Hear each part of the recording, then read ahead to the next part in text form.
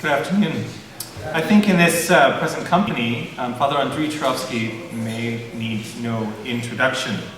In fact, in his humility, he did not give us a prolix introduction that we could use. So if I'm being modest in what I say about him, it's only because I think he doesn't want me to say too much about him.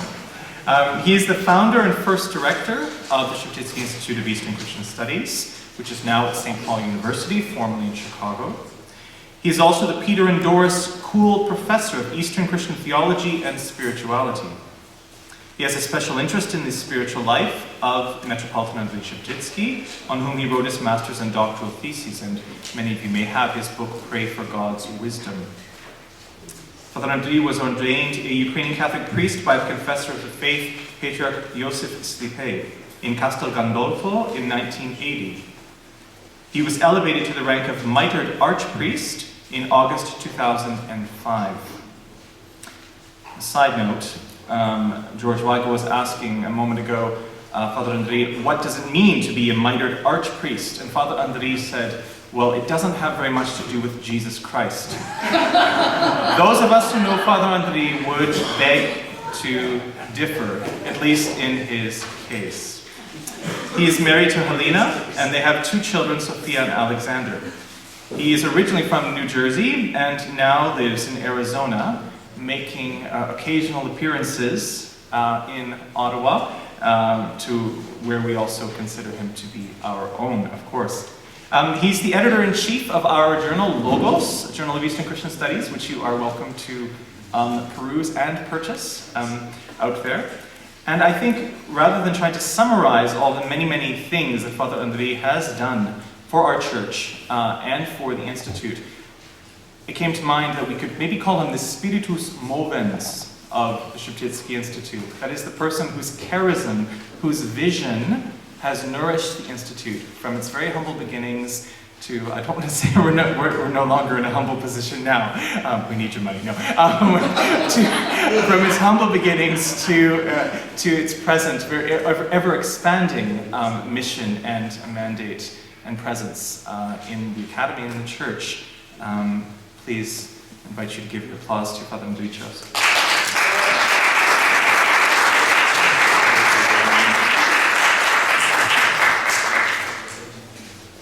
Thank you, Dr. Butcher. There's just one thing that I need to correct in that introduction. Dr. Butcher said that I explained to George Weigel that the position of mitred archpriest or mitred proto-presbyter has very little to do with Jesus Christ. That is not accurate. What I said was that it has nothing to do with Jesus Christ. Honorific titles should be something we've already forgotten about in the church. It's not about honor. So Father Peter Galaza asked me to deliver a presentation on authentic and vicarious religion in the public square, the case of the Ukrainian diaspora. Now this is, this gets into moral theology. And I hasten to admit that I am not a moral theologian. I would like to think that I am not an entirely immoral theologian either.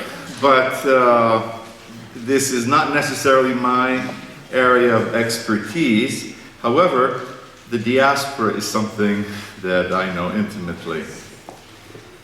Sometimes it's opportune to look back a few years in order to place in starker relief the events of our own day.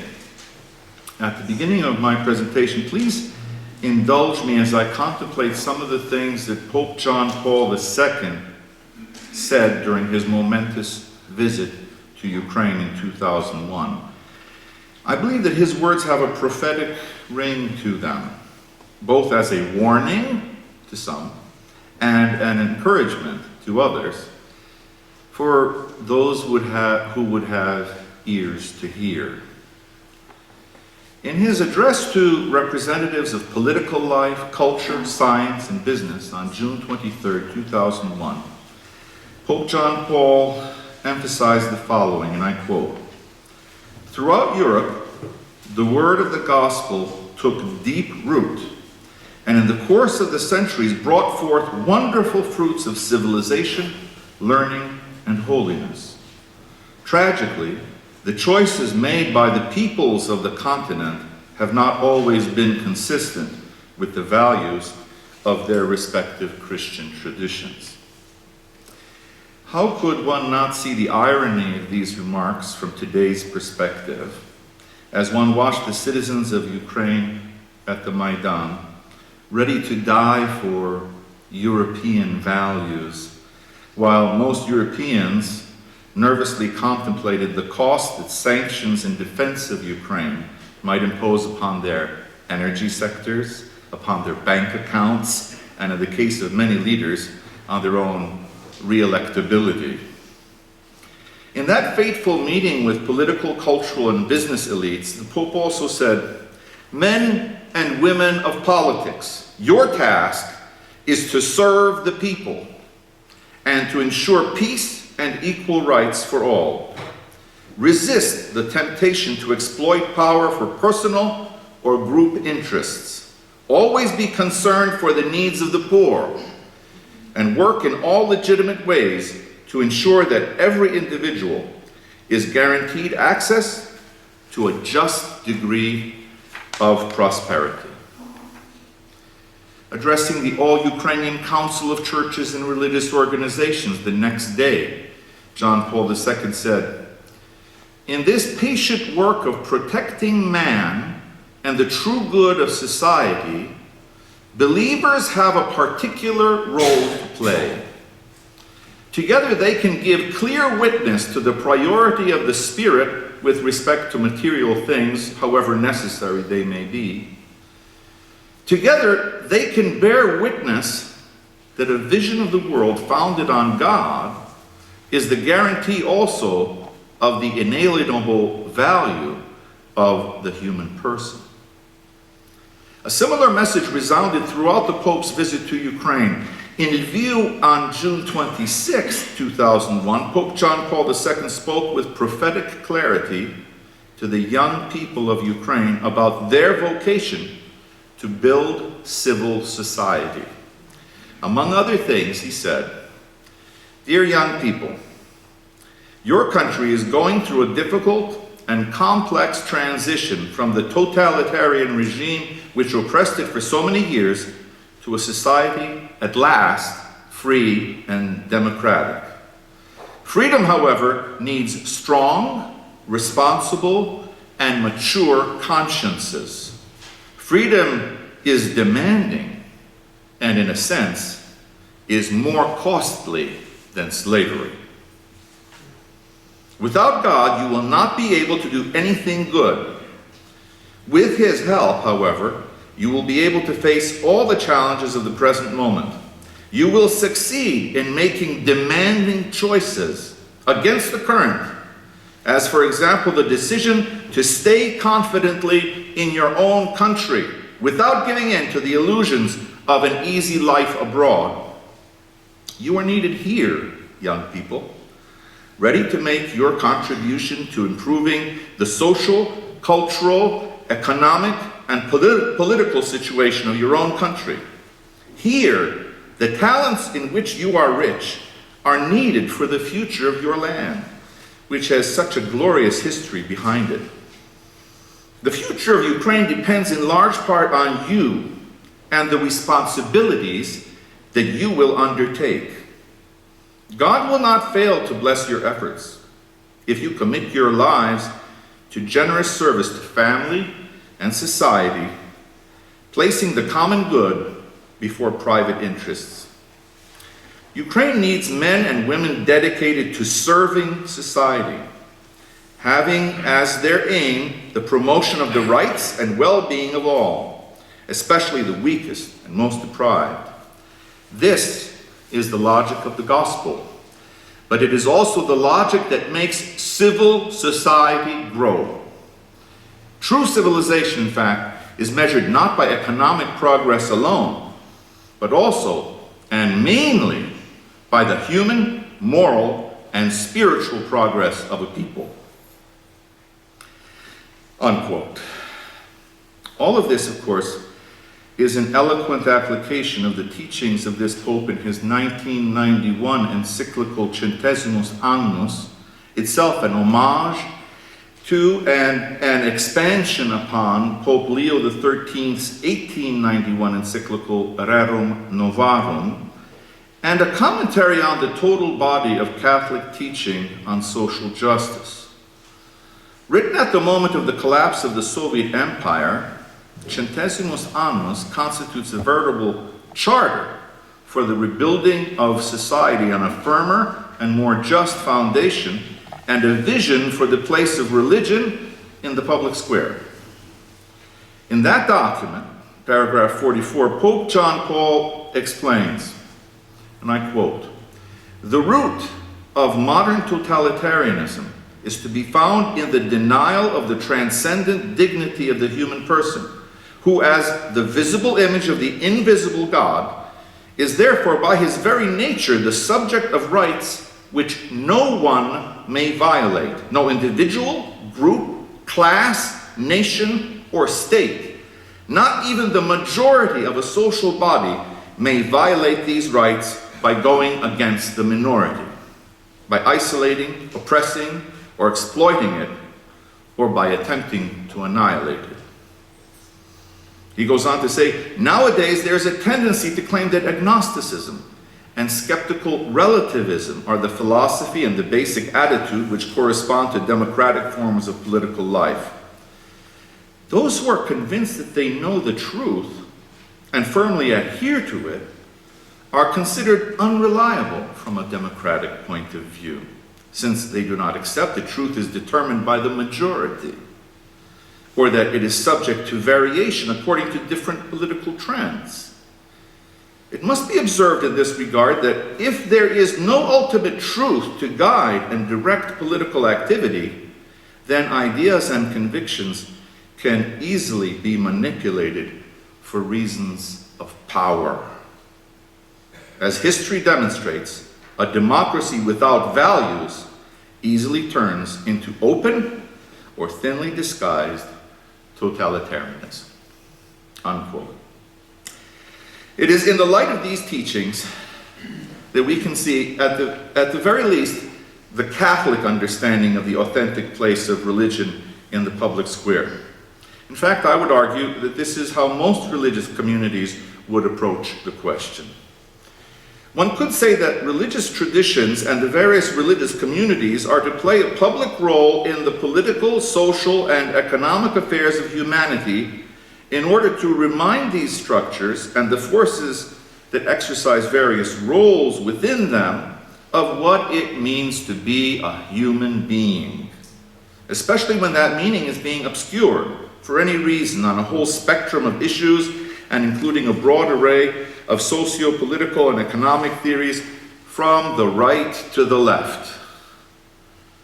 Of course, religions can sometimes have negative influences in this realm, especially when turned into ideologies, as we see in the example of the so-called Islamic State.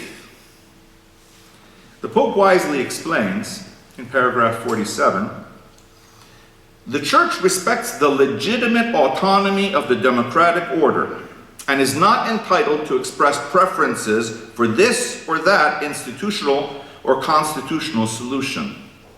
Her contribution to the political order is precisely her vision of the dignity of the person revealed in all its fullness in the mystery of the incarnate Word." Unquote. Thus, the idea, ceaselessly repeated by the mystified news media, that the Maidan was all about an association agreement between Ukraine and the European Union, and we're not just talking about the beginning, but months and months and months into the process, unable to see the spiritual dimension, repeating constantly that this is all about that piece of paper that Yanukovych failed to sign. That simply turned into what I would call an inane refrain. And those who stood on the Maidan told us very eloquently what it was about. While it might have begun as a protest against the broken promises of President Yanukovych and his regime with regard to a pro-European direction, the Maidan very quickly turned into a phenomenon that focused on human dignity. Patriarch Sviatoslav Shevchuk expressed it well during his address at this very university on May the 2nd, 2014. The Maidan Nezalezhnosti became the Maidan Людської гідності, says Patriarch Sviatoslav, the Maidan of human dignity. The historical moment that transformed Ukraine in a permanent way was the recognition that in a lived solidarity that transcends ethnicity, language, and even particular religious membership, there is a strength that can overcome the sometimes sly, sometimes brutish, always cynical idolatry of power that had held the government in its grips. As we stood our ground and prayed on the various Maidans throughout the country, we not only changed the focus of the protests to center on human dignity, we noticed that the Maidans became a place of newfound human dignity, treating one another with love, with compassion, with dignity. That is what breeds dignity. It multiplies rapidly, as one would expect the force of nature to do. What weapons of individual or mass destruction can withstand the loving force of human dignity? We have dignity as human beings because we are children of God and because we are called into eternal communion with God. And Patriarch Sviatoslav goes on to say, for many, it was a nation-building experience. For many more, it was also a religious experience. Representatives of the Roman Catholic, Greco-Catholic, various Orthodox churches, Baptists, Pentecostals, Evangelicals, and other Christians, Jewish rabbis, Muslim imams, surrounded the Maidan with prayer. Our people have been praying in their homes, their parishes, in their workplaces, and at their computer screens, engaged in social media. They have prayed personally and communally. An ecumenism of engagement arose on the Maidan. As we prayed together in various languages and in various faith traditions, we felt the presence of God. This is not just the naive persuasion that God is on our side, therefore we will prevail. No, this experience of God's presence was much more nuanced.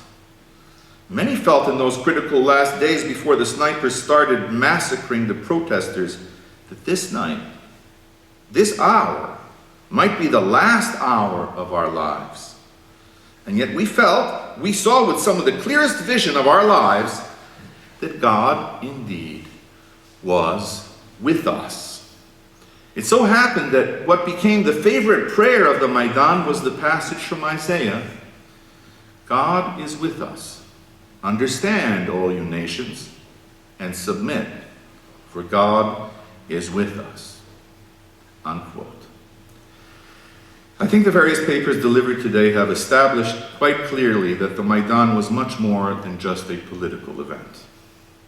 It constitutes one of the clearest examples in our time of religion authentically present in the public square, with no desire to impose upon anyone any particular ideology or any particular structures beyond a desire to build society upon the foundation of a non-negotiable, liberating human dignity that requires transparency, rule of law, responsive government, the rejection of corruption and cronyism, and every consideration that will protect and enhance the true freedom of the human being. But now the hard part. What of the Ukrainian diaspora? It's hard to be objective from the inside out, so to speak. I must deal with the question to the best of my ability. Like any community that identifies itself as a diaspora, the Ukrainian diaspora is built on the notion of fundamental ties binding a people dispersed throughout the world with their place and people of origin, and everything that this place stands for as they remember it and as they relate to it. Dispersed by history, usually a very difficult history, and this may hold true for emigre communities whether they emigrated for political or economic reasons. Diasporas live daily with various emotions, some of which sometimes conflict with each other. There may be some nostalgia for the ancestral homeland and its way of life, however accurately or inaccurately that is remembered. There may be some regret for not having done enough for the proverbial folks back home, much as one feels regret for not doing enough for one's elderly parents in return for the life that they have given us. When the ancestral homeland is recognized by the surrounding world for some achievement, say in sports or technology, the diaspora may justly want to bask in the admiration of the world. When that homeland earns for itself derision, diasporas tend to want less attention and may distance themselves from the present reality, identifying more with their new home. When the ancestral homeland is subjected to naked aggression and continual vilification by that aggressor, the diaspora community reacts in a laudably defensive manner, rallying around the victims of aggression and going to great extremes to support them. The latter is the phenomenon that we need to examine. And as a member of the Ukrainian diaspora, for me, this is an examination of conscience. There is no question that the various Ukrainian churches, Orthodox, Catholic, and Protestant, bigger and smaller congregations alike, have responded vehemently and with intense generosity to the situation in Ukraine. Pastoral letters from the various hierarchies called for prayers, fasting, solidarity, and generosity towards Ukraine. These were necessary more for the sake of history than to give actual directives to the broader communities, who quite often swiftly responded to the situation with their own initiatives, without waiting for direction from their leaders. All of this was and continues to be very good. Who of us did not look with gratitude and admiration upon such Ukrainian-Canadian figures as Eugene Trely, the president of the World Congress of Ukrainians, or Paul Grod, the president of the Ukrainian-Canadian Congress, as these gentlemen and others appeared again and again on national television, side by side with the leaders of the Maidan, and then with the embattled government of Ukraine, or negotiating with government leaders here to make sure that our country speaks and acts in Ukraine's defense. Their sacrifice of time, energy, and resources, they're not paid to do these things. In order to stand with Ukraine in her time of trouble, while most of us remain comfortably ensconced in our own busy little lives, may have raised the question in our minds: what drives leaders like this? Because I know these two gentlemen personally from their service on the board of the Metropolitan Andrey Sheptytsky Institute Foundation, I can say with confidence, hopefully without canonizing them ahead of time, I don't want to do that too soon, but nevertheless, I have to say that, as I see it, it is their attempt at living Christian faith, practiced every Sunday at their parishes, and every day at their home and their workplace. That's what drives them. This again is a display of authentic religious engagement with the public square. There are others, often nameless and too humble to allow themselves to be known, who have been working selflessly in the sphere of fundraising, in the battling of Putin's disinformation, of organizing rallies, of printing leaflets, of engendering support in small and large communities. We have done a lot in the Ukrainian diaspora to assist an ancestral homeland that exhibits so much promise and has received such tentative support from a seemingly disengaged West. Indeed, the incredible ambivalence of various European powers in the face of the tragedy in Ukraine brings to mind a 1931 poem by Alexander Oleś, which I will render in an approximate translation into English, just one verse of it. When Ukraine, for the right just to live, fought aggressors so violent and quietly waited for signs of goodwill, then Europe was silent. It is truly amazing to behold the appearance on the eastern peripheries of Europe of people devastated by centuries of brutal oppression, who understand better than almost anyone else in the world today why what they call European values are worth living for and dying for. Truly, the question is not whether Ukraine has a right to be part of Europe, it is rather whether Europe, in its present state of moral fecklessness, deserves to include the people of the Maidan. So, they have done well in Ukraine, an authentic example of the life-giving power of religion in the public square. And we have done well in the diaspora in supporting the heroic people of Ukraine. But an examination of conscience is not a moment to pat ourselves on the back. I often have to remind people when they come to the sacrament of confession that they don't get to bring a lawyer with them. What the Ukrainian diaspora, and especially the Ukrainian churches, have not done successfully is to engage their own public square. It is one thing to speak up for the suffering and the oppressed on the other side of the planet. It is another thing to look deep into one's own soul and ask, what is it that I, as a believer, need to do in order to bring my faith to bear on events in my neighborhood, my city, my province, my country? In allowing ourselves sometimes to become captives of a nostalgic diaspora identity that is constantly looking back to a Ukrainian past that we occasionally romanticize or idealize, we have allowed our own religious engagement in the public square to become vicarious. Except for a very few individuals, we did not stand on the Maidan. We did not freeze on the Maidan. We did not face the real possibility that the next wave of government violence might sweep us into the very swirl of death because we believe in something so precious that it is worth sacrificing our lives for it. Many of us were little more than cheerleaders from afar.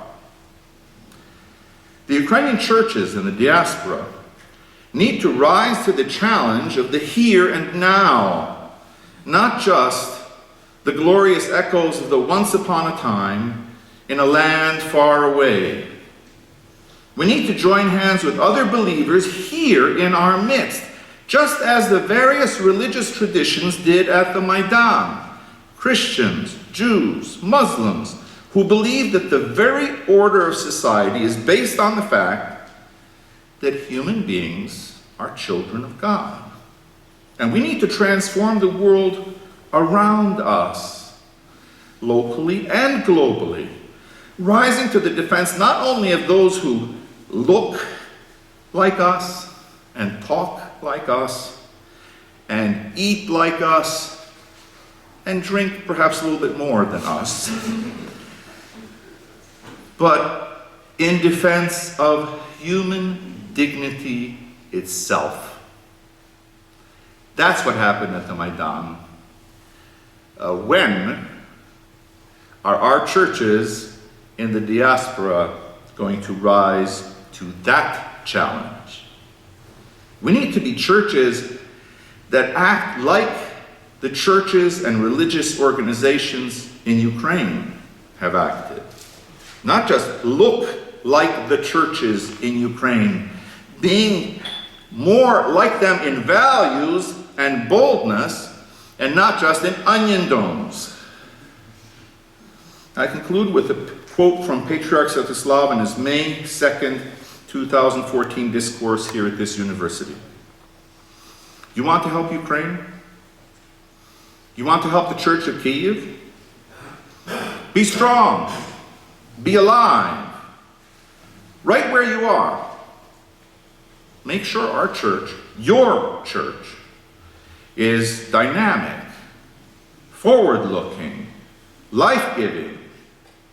No one needs dead traditionalism. What we all need is a living tradition. The theologian Martin Marty once famously remarked that tradition is the living faith that has come to us from those who have died, and traditionalism is the dead faith of those who are living. Perhaps we should say of those who think they are alive. The Sheptytsky Institute has a motto. He says, serving for the future, leading with tradition. And Patriarch Svetoslav says, I endorse that motto. Pope Francis reminds us that the church needs servant leaders, not just liturgical functionaries. He asks us to leave the sacristy and go into the streets. At the Maidan, the church went into the streets, not to politicize the church. Here I had a parenthesis, as the Patriarch of Moscow and Metropolitan Ilarion Alfeyev would have the world believe. Not to politicize the church, but to engage society and to stand in solidarity and to serve where servants were desperately needed. He goes on to say, Ukraine needs to stand up and take care of itself. We are grateful for your help, every single instance of it. And we thank God for you. But for heaven's sake, please take care of yourself. Make sure that you thrive, rooted in a glorious past, yes, but also striving for a glorious future. You must not only survive, you need to thrive. We in Ukraine need you to do that. Your home country and the Western world need you to do that. The kingdom of God needs you to do that. End quote. So I would conclude, the churches and religious organizations of Ukraine have exhibited a powerful and authentic expression of religion in the public square. The Ukrainian diaspora needs to learn an essential lesson from this dramatic moment in history and become fully alive, just as authentically witnessing to what is most true in the public square, right here, right now. Thank you.